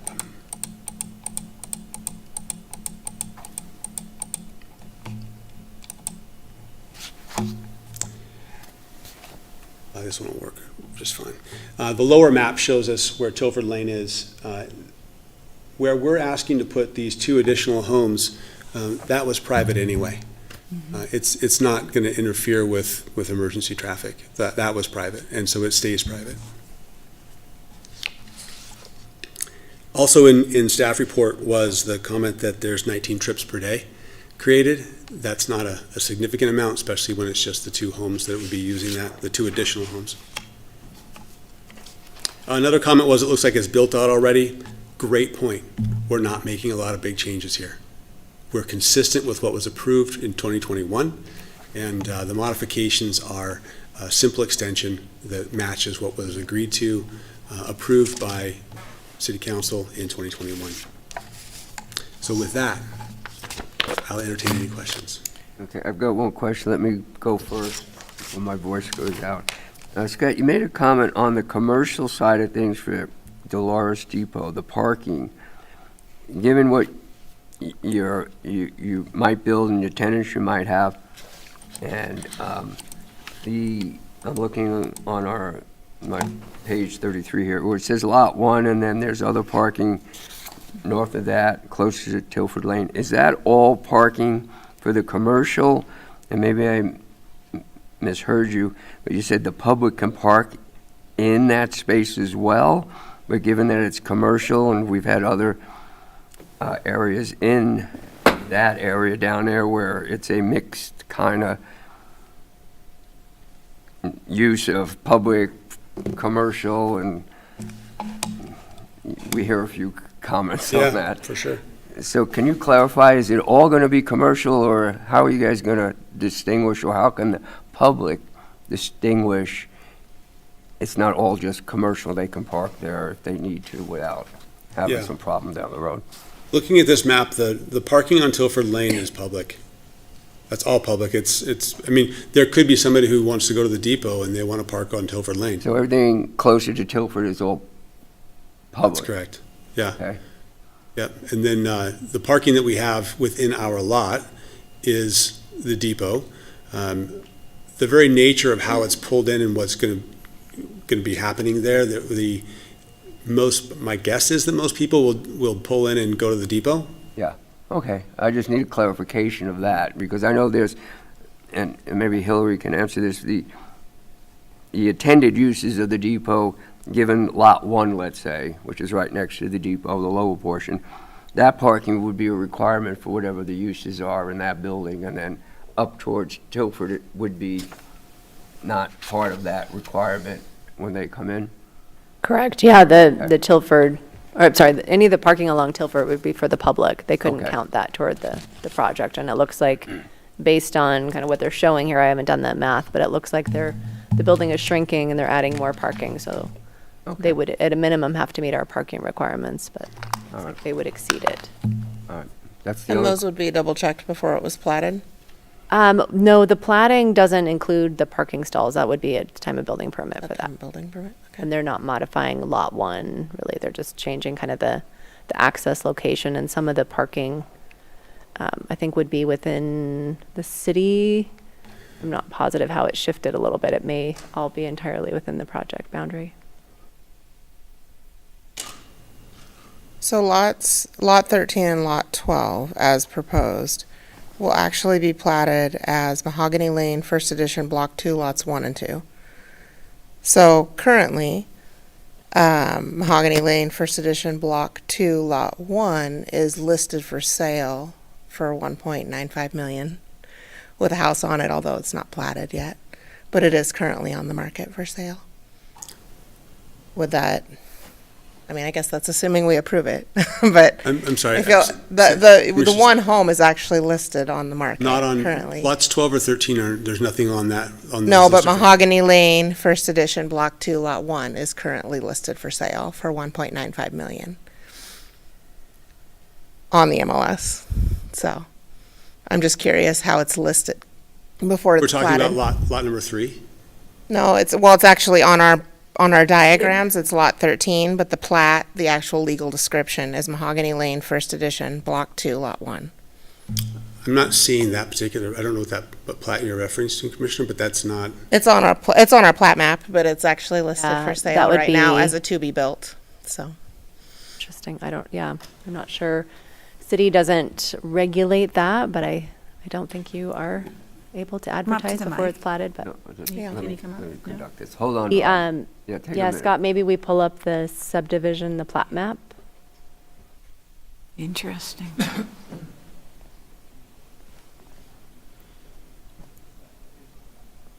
Might be one of the other homes that hasn't been built that's lot 2. Might be wrong. It's not under, I mean, it's listed as a, to-be-built home. but Commissioner McCracken, that's the. It is the ex- listed with that legal the description. existing lot 2? the No, one it's that's- block, it is Do we Block have- 2, Lot 1. Just not seeing it. Got something wrong. Maybe the listing's wrong. Pull up my PowerPoint, 'cause I don't know Yeah. if yours has the plat exhibit. Okay.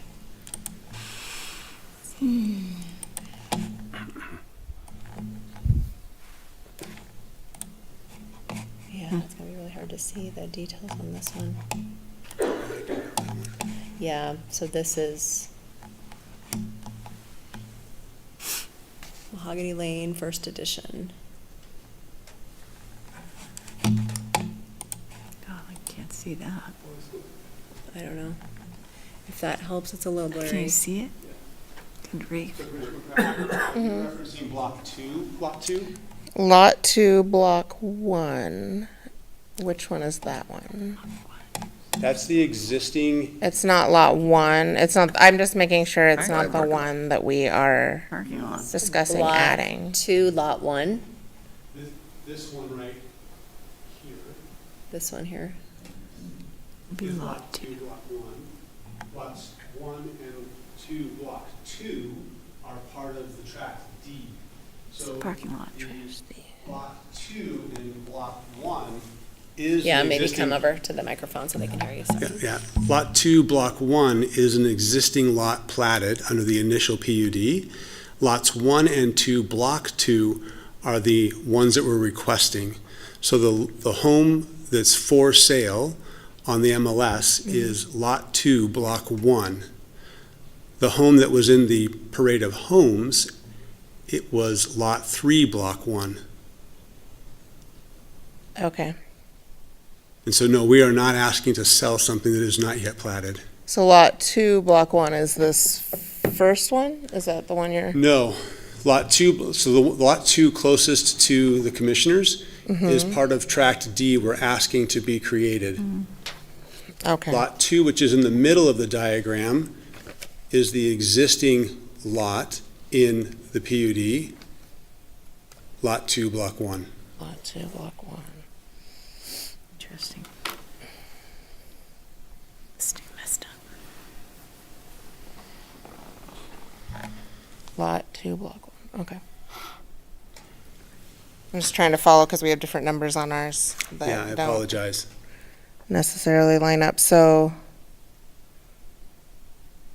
yeah, I guess they just don't match on here to there. So I was trying to track that. Because would those be Lot 1, lots 4, 3, 2? So Yes, which- Correct. To the left. Yeah, Of okay. those, yeah, that'd be with the original plat. Okay. And that was lots So it's 2, the 3, last one 4. available before the ones Mhm. that That would is be correct. platted. Okay. That is correct.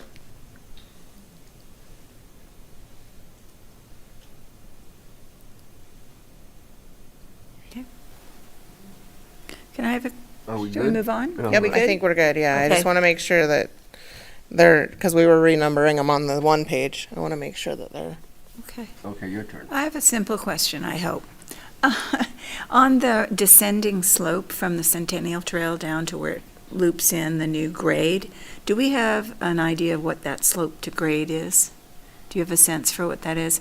Only because I'm on the Centennial Trail up north, a lot of nighttime bicyclists, not paying attention, headlamp on, maybe, visibility.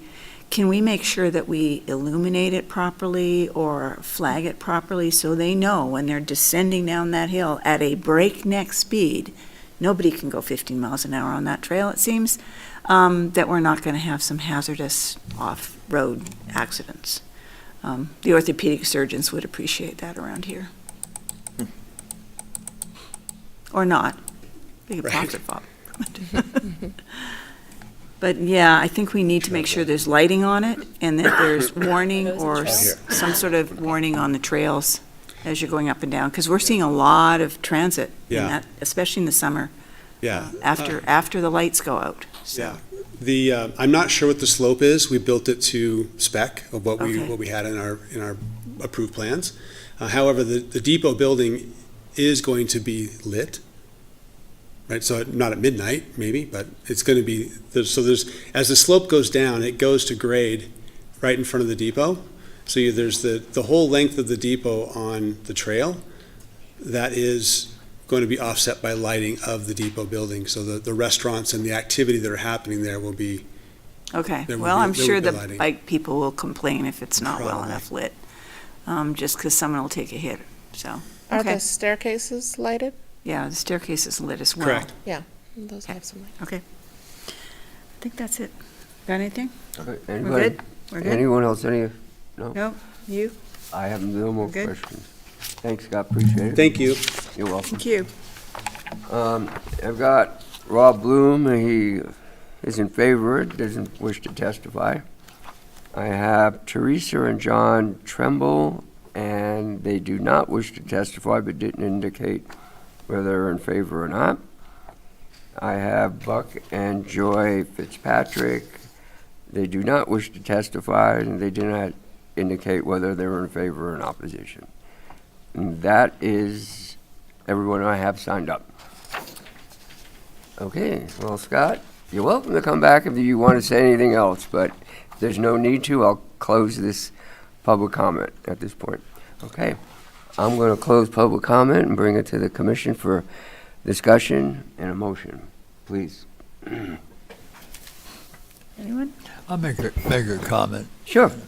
I wasn't here when this went from a lumberyard to what it is, but it's a beautiful development. I mean, it's a gorgeous location, great roadway. $2 million homes probably aren't going to impact the community too adversely. I do agree parking's an issue. It has been for a while. Now, my wife and I'd love to go to La Peep or something, but you just can't time it on weekends anymore. It's just too crowded, not enough parking. But it meets the parking requirements, and that's all we can review. As long as it conforms to the code, is there enough parking? Probably not any place in this town any longer. But I think it meets all the current code requirements, and it's still a beautiful place you people live. Yeah, I would have to agree with that. I'm familiar with the area. I think the public side of the parking is going to help, regardless of where we put it. It's just going to add more parking in that area, which is getting more popular. Not because they're developing more homes in this particular area. It's just the use of the Centennial Trail. People want to get their vehicles with a bike on there to that Centennial Trail and not have to park further away. So it's not this section, it's further down as well. In Belle Rive area, that's going to be developed more. But I think any additional parking along that area is a benefit to the public. So I'm okay with this particular item. Still looking for a motion. I'll make a motion. Thank you. Introduction. This matter came before the Planning and Zoning Commission on February 10, 2026, to consider PUD 321M.1, a request to approve an amendment to the Mahogany Lane Land Unit Development. The applicant is Olson Engineering. The owner is Bear Waterfront. The location is 3.6 acres located along Belle Rive Lane. BB Boulevard, and Tilford Lane, including Mahogany Lane Tracts A, B, C, and D, and Lot 1, 1570 Tilford Lane. Findings of fact, Planning and Zoning Commission finds the following facts A1 through A13 have been established on a more or probable than not basis, as shown on the record before it and on the testimony presented. The property was posted, notified the adjacencies, and followed through all of the guidelines. Then we jump down to the PUD was previously approved, and we are looking at amendments to this current and almost built-out PUD. A4, Mahogany Lane wasn't approved as a PUD under the 2007 comp plan. This PUD amendment request is analyzed under the 2022-2042 comp plan. It does conform to that comp plan as a designated plan unit development place type. The transportation exhibits the comprehensive plans were provided showing the planned and existing bicycle, pedestrian, and transit networks, and this particularly is on the Centennial Trail, one of the most popular things we've built in this city. A6, the Planning and Zoning Commission has identified the following comprehensive plan goals and objectives as being applicable to this matter. In particular, to maintain the community-friendly, welcoming atmosphere and its small-town feel, to manage shoreline development, to address stormwater management and improve water quality, which it has done, provide diverse recreational options, which this absolutely does, and to achieve a balance of housing types within a type bracket, and promote mixed-use development, and this does do that. We're bringing in some more commercial in a unique point in this location. We increase pedestrian walkability, which this trail does every day of every year. And I'm not worried about the visual access. That's pushing it. I'm going to eliminate GD 1.7. It's a lovely development. So we've also met the accessible, safe, and efficient traffic circulation around it for motorized, bicycle, and pedestrian modes of transportation. We have foster pro-business culture. We should remove or add other goals and objectives. Well, I'm going to get rid of protect the visual and historic qualities of Coeur Lane. That's one that can go away, GD-4. But other than that, I don't have an issue with the rest of the original plans. Let's see, do I need to mention all that? No. We did change A7. We are seeing a transition from the Dolores Depot from a mixed-use development into a more commercially oriented, no residential, but we do have the addition of 2 residential units, which kind of offsets what we had before, so it's kind of a wash. A8, the subject property is relatively flat with some grade change. And I would like to see us make sure we make it a safe grade change for bicycles and humans on foot. A9, the staff from the various departments have reviewed and provided comments concerning the adequacy of provisions, and they have weighed in, and I believe Mr. Bloom has agreed to to all of those conditions. A10, the open space in Mahogany Lane would be reduced with this PUD amendment from 13.92% to 12.95%, which would exceed our 10% requirement and has been a good show of faith. A11, the proposed PUD amendment does not affect parking, and no deviations were requested from the original project approval. Again, kudos. A12, the homeowners association is established and is in use at this time and will continue through this development. A13, project conditions will ensure compliance with all applicable ordinances and prior agreements. Conclusions of law. Based on the foregoing findings of fact, the Planning and Zoning Commission makes the following conclusions of law. The proposal is in conformance with the comp plan goals, objectives, and future land use map type. B2, the design and planning of the site is compatible with the location setting and existing uses on adjacent properties. B3, the proposal is compatible with the natural features of the site and adjoining properties. B4, the location, design, and size of the proposal are such that the development will be adequately served by existing public facilities and services as confirmed by our city departments and their providers. B5, the proposal does provide adequate private common open space as determined by the commission and does exceed the 10% necessary gross land area, free of buildings, streets, driveways, or parking areas. Common open space shall be accessible to all users of the development and usable for open space and recreational purposes. B6, off-street parking does provide sufficient parking for users of the development. B7, that the proposal does provide an acceptable method for the perpetual maintenance of all common property via their HOA. The planning and zoning in decision pursuant to the foregoing findings of fact and conclusions of law has determined that the requested PUD development does comply with the required evaluation and should be approved. We will include all the project conditions. Do I need to read all these? This is very biblical. Okay. Sorry. And finally, let me make sure I got it all the original conditions, which were lengthy, up to 31. And then I move that we approve the foregoing findings and order approval of this request. Thank you. I have a motion by Commissioner Fleming. Need a second? I'll second the motion. I have a second by Commissioner. Jamtas? Thank you. It's okay. Any further discussion? I guess I don't love the exchange of the open space for 2 residential units. I think it is going to feel more high and tight, really dense on the trail. And I think there was a lot of discussion about the parking when we added that parking. Now they say they don't need it, but I feel like we did have a lot of discussion on why that was needed when it was there.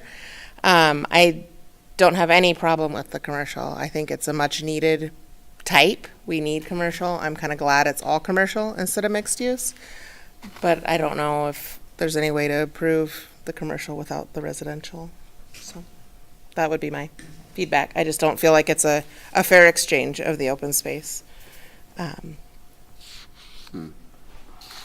on the record. On the record, I guess. Yeah, Okay. so. Well, appreciate your comments. That's where we're all here. Okay. I feel like we keep squeezing in 2 more lots every time we approve it. But I wasn't here for the beginning. I've only been here for the last few. So. Which is the important part. Okay, can we have roll call? Jamtas. Yes. Ward. Yes. Fleming. Yes. McCracken. No. Messina. Yes. Okay. That particular item is approved. Now I need a motion and findings for the S-5-21 M1. I'll take it. Okay. Okay. Introduction. This matter came before the Planning and Zoning Commission on February 10th, 2026 to consider S-5-21M1, a request for amendment of a replat of the Mahogany Lane subdivision. Applicant is Olson Engineering. The owner is Bear Waterfront. The location is 3.68 acres, located along Bellerive Lane, BB Boulevard, and Tilford Lane, including Mahogany Lane tracks A, B, C, and D, and Lot 1, 1570 Tilford Lane. The Planning and Zoning Commission finds that the following facts, A1 through A7, have been established on a more probable than not basis, as shown on the record before and on the testimony presented to the public hearing. This hearing was posted. It was shared to the neighborhood and the adjacencies and landowners. As attested by the A3, I'm going to cover A2. We've already talked about that, Mahogany Lane, what we're doing to it all. Shall I do that? Shall I read through it all? No, thank you. Don't need to. A3, attested by the city engineer, the preliminary plans submitted contain all the general plat elements required by the municipal code. A4, the site, which is zoned R17 PUD, consists of 3.6 acres and is in various stages of development. I'm going to jump right down to conclusions of law. Based on the foregoing findings of fact, the Planning and Zoning Commission makes the following conclusions of law. B1, that all the general plat requirements have been met as attested to by the city engineer. B2, that the provision for sidewalk, streets, alleys, right-of-ways, easements, street lighting, fire protection, planting, drainage, pedestrian, and bicycle facilities are adequate. I would like to take a note on that in that I really want to pay attention to life safety and secure night passage along that slope on the descending angle into connecting to Centennial Trail. We're getting more and more injuries on that trail. B3, that the proposed plat does comply with all the subdivision design standards contained in Chapter 16.15, and that all the subdivision improvement standards contained in Chapter 16.40 requirements. The lots proposed, B4, the lots proposed in the plat do meet the requirements of the applicable zoning district. And finally, the decision, the Planning and Zoning Commission, pursuant to the foregoing findings of fact and conclusions of law, has determined that the replat does comply with the required evaluation criteria, and the request should be approved. With the following conditions that are all listed here: PUD open space, Dolores Depot, that we approve the redesign and more commercially focused Dolores Depot, all the removal of striping, et cetera, warranty bonds. It goes on. And the original conditions 1 through 31. Motion to approve to adopt the foregoing findings and order and approve without prejudice the request. Thank you. I have a motion by Commissioner Fleming. Need a second? Second. I have a second by Commissioner Ward. And we can have a little further discussion. Have roll call, please.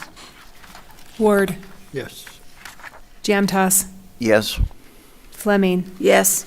McCracken, No. Messina. Yes. Okay, S-5-21 is approved.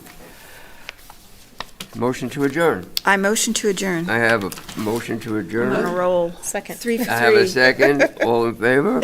Aye. Any opposed? We are adjourned. I didn't win hockey, but, you know.